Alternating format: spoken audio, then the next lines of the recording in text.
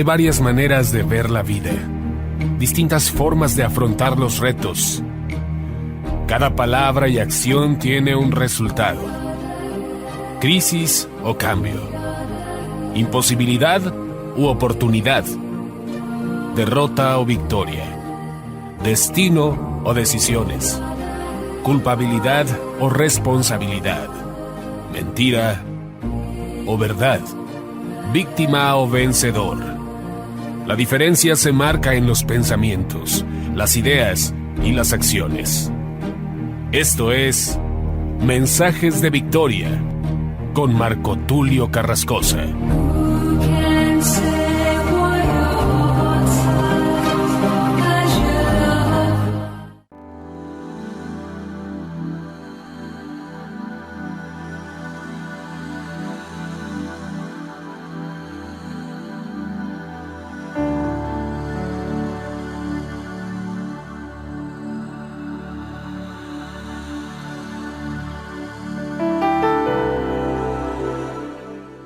Bendiciones a todos, qué alegría poderles saludar, qué gusto poder llegar hasta ustedes a través de la radio, a través de internet. Hoy estoy muy contento, muy entusiasmado de poder compartirles el episodio número 42 de esta serie titulada Entendidos en los tiempos. El episodio de hoy es una continuidad, podemos decir, del episodio de ayer. Ayer les compartí el título del episodio 41 con el nombre Ni una hora habéis podido orar, hablando precisamente de que una hora es lo mínimo que debemos orar y una vida de oración nos trae gran bendición. Además, perseverar en la oración muestra amor y diligencia de nosotros para con Dios. Una persona que ora, una persona que es diligente, muestra su compromiso con Dios a través de la oración. En este sentido, yéndonos al episodio 42 de esta serie, quiero abundar más en el tema y el título de hoy, el episodio 42, se llama La oración es clave para la iglesia. Entendidos en los tiempos, porque debemos también remontarnos al tiempo de la iglesia primitiva y reconocer que la clave en la iglesia fue la oración. Y la clave para hoy es la oración. Por esto el título del episodio número 42, la oración es clave para la iglesia. Ya desde el nombre estamos entendiendo que la oración es importantísima para poder tener éxito en nuestras labores ministeriales, en nuestra labor como cristianos, en nuestro trabajo como hijos de Dios en la tierra. Y le llamo trabajo porque requiere esfuerzo, requiere compromiso, requiere una entrega total, y para esto se tiene que invertir tiempo, dedicación, y verdaderamente la oración no solamente debe ser una disciplina, sino un placer y un lugar de refugio, un lugar de intimidad con Dios y un lugar donde podamos recargar fuerzas. Es necesaria la oración entonces para todo creyente, para todo cristiano. Es por esto importante compartirte hoy este mensaje y aprovecho a anunciarte que vamos ya a lanzar en próximos días la tercera serie titulada Los frutos del Espíritu, o bien Los frutos del Espíritu Santo.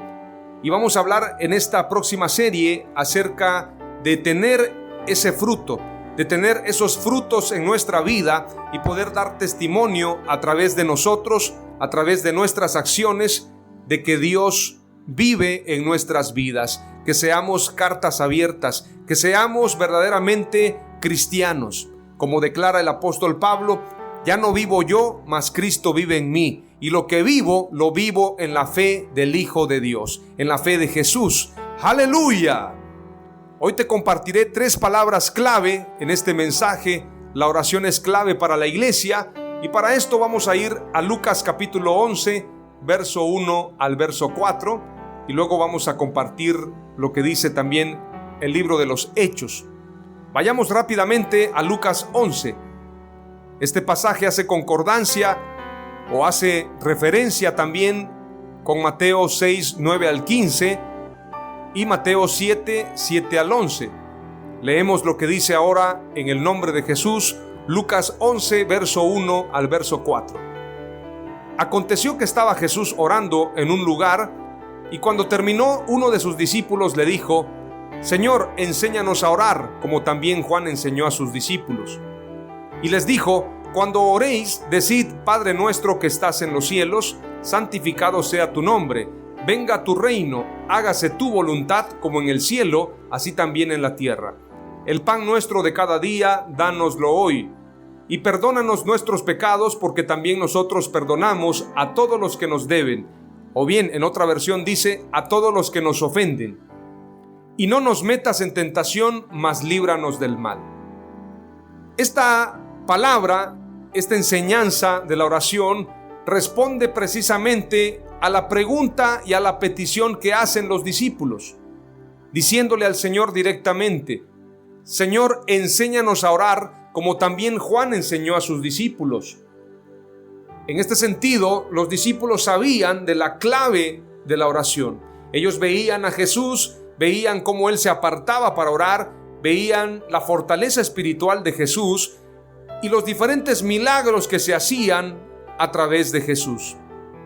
Cómo Jesús hizo beneficios a la gente, multiplicando los panes y los peces, trayendo sanidad sobre los enfermos, resurrección de muertos, y aún en un momento cuando los discípulos no pudieron echar fuera un demonio, Jesús les dijo: a causa de vuestra poca fe no habéis podido echar fuera este demonio. Pero este género no sale sino con oración y ayuno. En este sentido, para nosotros desarrollar una vida de fe, una vida empoderada en el Espíritu Santo, debemos desarrollar una vida de oración y ayuno. Es imposible que nosotros podamos desarrollar toda nuestra capacidad espiritual sin oración y sin ayuno. Si Jesús lo hizo, y Jesús es nuestro ejemplo, Él es el camino, Él es la verdad y Él es la vida, tú y yo tenemos que aprender a llevar una vida de oración, una vida de ayuno, para que podamos desarrollar entonces toda nuestra capacidad espiritual, todo lo que tenemos para Dios, todo nuestro talento. Esto solamente será posible a través de la unción y a través de una vida de oración. La primera palabra clave que te comparto tiene que ver con este pasaje y es la siguiente: aprendamos a orar como Jesús nos enseñó. Porque si los discípulos dijeron: enséñanos a orar, nosotros también tenemos que decir lo mismo: Señor Jesús, enséñanos a orar. Sin embargo, la enseñanza ya está. En Lucas capítulo 11, nosotros tenemos que orar como Jesús lo dijo y tener una vida de oración comprometida con Dios. Una oración que sea constante. Como dice la Escritura, orad sin cesar, que oremos en todo tiempo, que sean conocidas nuestras súplicas delante de Dios y que quitemos toda ansiedad, toda preocupación de nuestras vidas, toda queja. A veces acostumbramos nuestra boca a hablar palabras de queja, palabras de desánimo, palabras de desilusión. Aprendamos mejor a orar y llevar todas estas necesidades al altar de Dios. Llevemos toda preocupación y toda ansiedad a la oración, a nuestro Dios, para así despojarnos de todo peso, de todo pecado que nos asedia y así podamos correr con libertad la carrera de la fe. Por esto es importante que aprendamos a orar como Jesús nos enseñó. Padre nuestro que estás en los cielos, santificado sea tu nombre, venga tu reino, hágase tu voluntad, no la nuestra. Como en el cielo, dice el pasaje, así también en la tierra. El pan nuestro de cada día, dánoslo hoy, y perdónanos nuestros pecados, porque también nosotros perdonamos a todos los que nos deben, y no nos metas en tentación, mas líbranos del mal. Este es el modelo de oración y tenemos que aplicarlo. Por lo tanto, la primera palabra clave es: aprendamos a orar como Jesús nos enseñó. Ahora quiero que vayamos al libro de los Hechos. Aquí vamos a encontrar claves importantes acerca de la vida de oración de la iglesia primitiva. Les recomiendo que usted estudie todo el libro de los Hechos, desde el capítulo 1 hasta el capítulo 28. Y usted va a encontrar la clave más importante de la iglesia primitiva, que fue la oración ferviente, una vida espiritual, una vida sujeta al Espíritu Santo. Por lo tanto, es importante señalar que yo coincido con muchos hombres de Dios que el libro de los Hechos lo llaman el libro de los hechos del Espíritu Santo, porque no fueron hechos del hombre, sino hechos del Espíritu Santo. El apóstol Pedro, el apóstol Pablo, el apóstol Juan, todos los apóstoles estaban sometidos a Dios. Así inicia el libro de los Hechos en el capítulo 1, en el capítulo 2, y así termina con una iglesia sometida al Espíritu Santo. Veamos lo que dice Hechos capítulo 2, verso 42 al verso 47. Y perseveraban en la doctrina de los apóstoles, en la comunión unos con otros, en el partimiento del pan y en las oraciones. Y sobrevino temor a toda persona, y muchas maravillas y señales eran hechas por los apóstoles. Todos los que habían creído estaban juntos y tenían en común todas las cosas, y vendían sus propiedades y sus bienes y los repartían a todos según la necesidad de cada uno. Y perseverando unánimes cada día en el templo y partiendo el pan en las casas, comían juntos con alegría y sencillez de corazón, alabando a Dios y teniendo favor con todo el pueblo, y el Señor añadía cada día a la iglesia los que habían de ser salvos. Es decir, había un impacto. La iglesia primitiva era digna de observar por todo el mundo. La iglesia tenía un impacto mundial en aquel entonces, un impacto no solamente para Israel, también para Roma y para todas las naciones, porque la iglesia aplicaba la enseñanza de Jesús para ellos. Ellos vivían conforme a la Escritura. Hoy en día, lamentablemente, la iglesia ha perdido influencia porque no se aplican esos principios, porque no se aplica la palabra de Dios de manera adecuada, de manera correcta, y vivimos una vida donde no hay influencia precisamente porque no seguimos las directrices de la palabra de Dios. La iglesia tenía varios puntos que son muy peculiares, que son muy especiales. Por ejemplo, perseveraban en la doctrina de los apóstoles. Ellos perseveraban en la doctrina de Cristo Jesús. Como dice la Escritura, edificado sobre el fundamento de apóstoles y profetas, siendo la principal piedra del ángulo Jesucristo mismo. En la comunión unos con otros, en el partimiento del pan y en las oraciones. Había comunión, había coinonía, pero sobre todo había oración, había búsqueda de Dios. Y la Escritura dice también que sobrevino temor a toda persona, es decir, la gente estaba en el temor de Dios, de guardarse en santidad para que no vinieran juicios a sus vidas. Decía en una ocasión un pastor que cuando llega el avivamiento, llega también la reforma. Y muchas veces cuando las personas no están viviendo conforme a la palabra, es allí donde vienen juicios. Dios nos libre de eso. Tenemos que santificarnos, tenemos que tener temor de Dios y verdaderamente comprometernos a llevar una vida en santidad. Esto solamente lo puede hacer Dios. Como dice la palabra, lo que es imposible para el hombre es posible para Dios. Y si nosotros nos santificamos y vivimos conforme al Espíritu, tendremos éxito. ¡Aleluya! La iglesia tenía temor de Dios. Habían maravillas, señales hechas por los apóstoles con el poder del Espíritu Santo. Dice la Escritura que tenían comunión unos con otros. Tenían todas las cosas en común, vendían sus propiedades y sus bienes y los repartían a todos según la necesidad de cada uno. Es decir, había solidaridad, había compasión. No habían necesitados en la iglesia precisamente porque la iglesia vivía en comunidad. Perseveraban unánimes cada día en el templo, partiendo el pan en las casas, comían juntos con alegría y sencillez de corazón, alabando a Dios y teniendo favor con todo el pueblo. Es decir, no solamente con la iglesia, sino también con la sociedad. Y el Señor añadía cada día a la iglesia los que habían de ser salvos. Esto habla de una iglesia comprometida. Esto habla de una iglesia empoderada en el Espíritu Santo. Veamos lo que dice Hechos capítulo 6. En aquellos días, como creciera el número de los discípulos, hubo murmuración de los griegos contra los hebreos de que las viudas de aquellos eran desatendidas en la distribución diaria. Entonces los 12 convocaron a la multitud de los discípulos y dijeron: no es justo que nosotros dejemos la palabra de Dios para servir a las mesas. Buscad pues, hermanos, de entre vosotros a 7 varones de buen testimonio, llenos del Espíritu Santo y de sabiduría, a quienes encarguemos de este trabajo. Y nosotros persistiremos en la oración y en el ministerio de la palabra.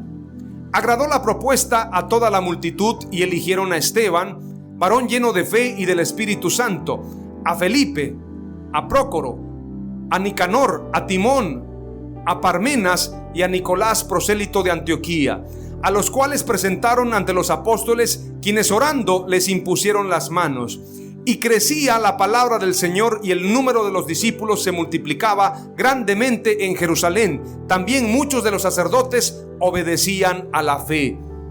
La palabra clave número 2 tiene que ver con estos dos pasajes que hemos leído: Hechos capítulo 2, verso 42 al 47, y Hechos capítulo 6, verso 1 al verso 7.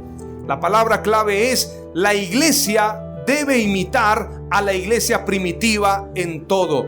La iglesia de hoy, si no imita a la iglesia primitiva, entonces no es iglesia. Porque la iglesia tiene que fundamentarse precisamente en el fundamento de apóstoles y profetas, siendo la principal piedra del ángulo Jesucristo mismo. Y como dice la Escritura en el capítulo 2 y verso 42 de Hechos: y perseverando en la doctrina de los apóstoles, en la comunión unos con otros, en el partimiento del pan y en las oraciones. Eso era clave en la iglesia. Si la iglesia de hoy quiere ser iglesia de Jesús, tiene que aplicar esos principios de la iglesia primitiva. La iglesia debe imitar a la iglesia primitiva en todo. Esa es la palabra clave número 2. Y ahora nos vamos rápidamente a la palabra clave número 3, y para esto voy a compartirles varios pasajes de Hechos para poder cerrar este mensaje poderoso. Estos pasajes tienen que ver con el empoderamiento de la iglesia. Hechos capítulo 1, verso 8 dice: pero recibiréis poder cuando haya venido sobre vosotros el Espíritu Santo, y me seréis testigos en Jerusalén, en toda Judea, en Samaria y hasta lo último de la tierra.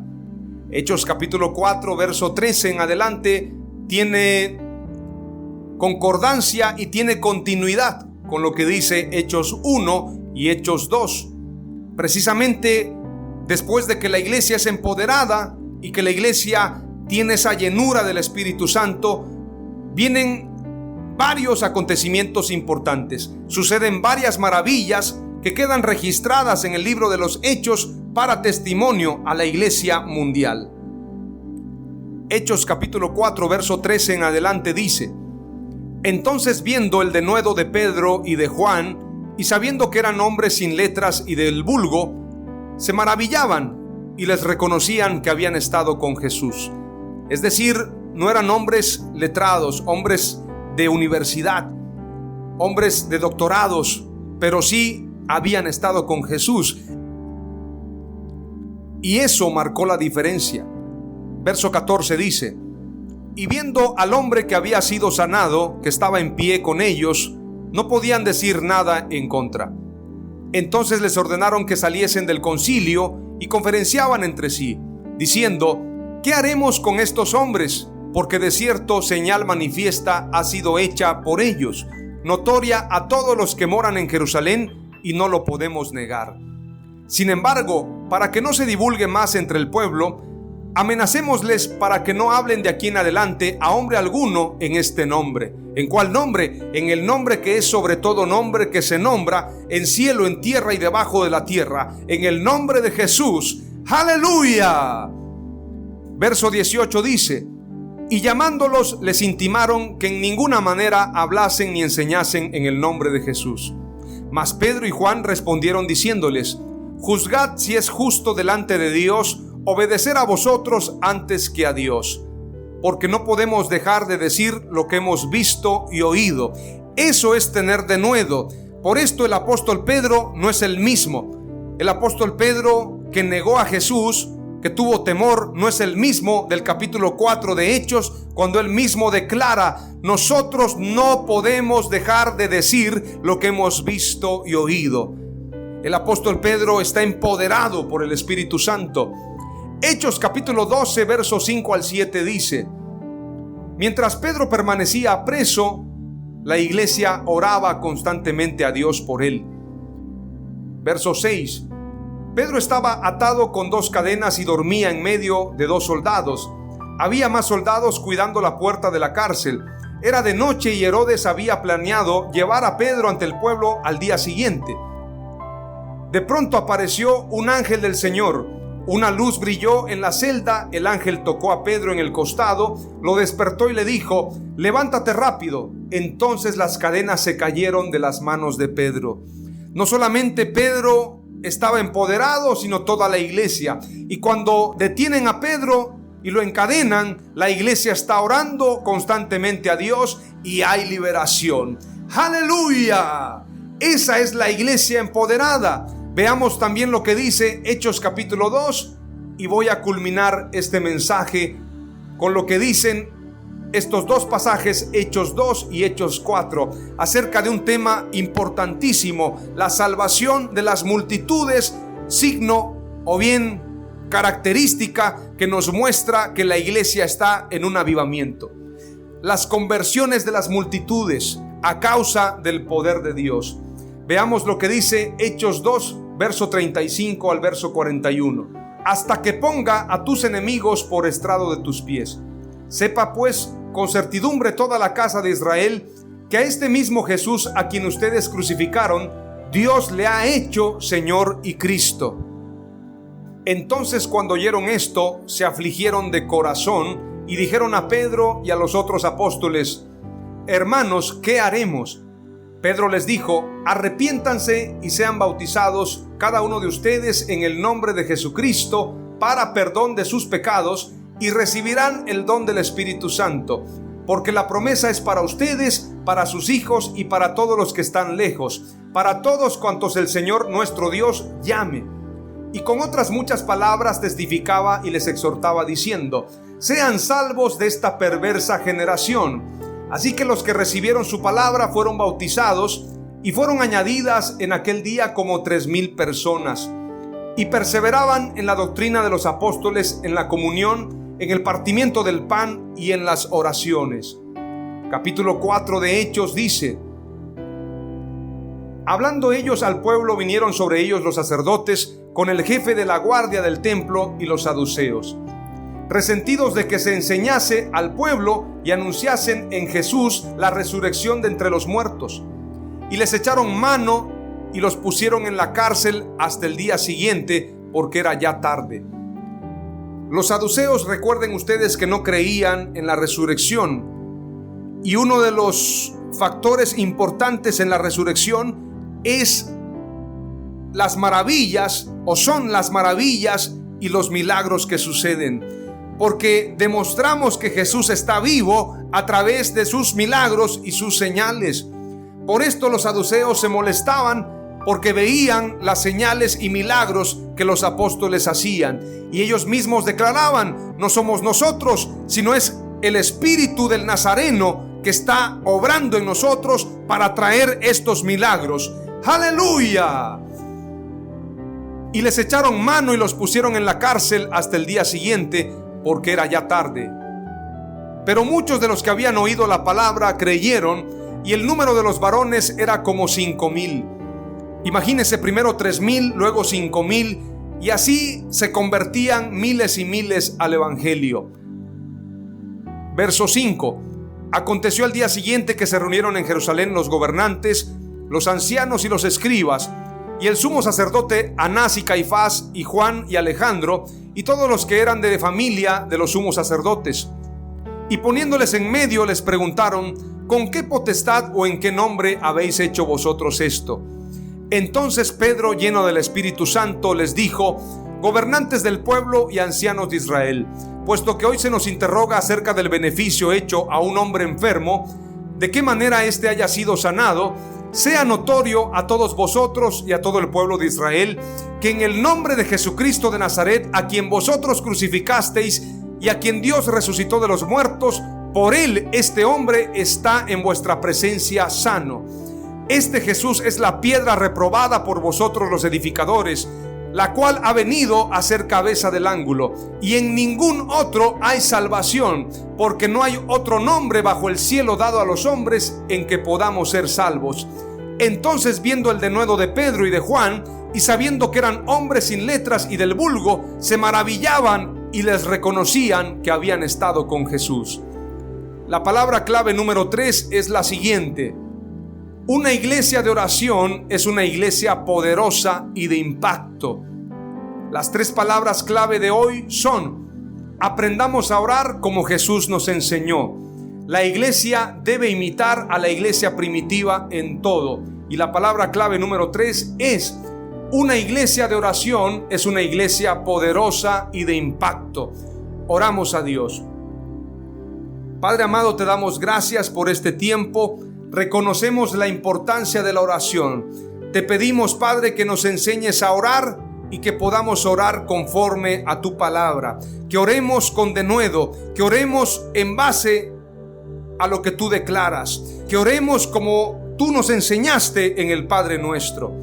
Padre, también te pedimos que la iglesia de hoy aprenda a imitar a la iglesia primitiva que vivía conforme a lo que tu palabra enseña y dice. Y que entendamos que la iglesia, para ser poderosa y de impacto, tiene que ser una iglesia de oración. Te damos gracias, Padre, y te pedimos que nos concedas éxito a través de la oración. En el nombre de Jesús. Amén. ¡Aleluya!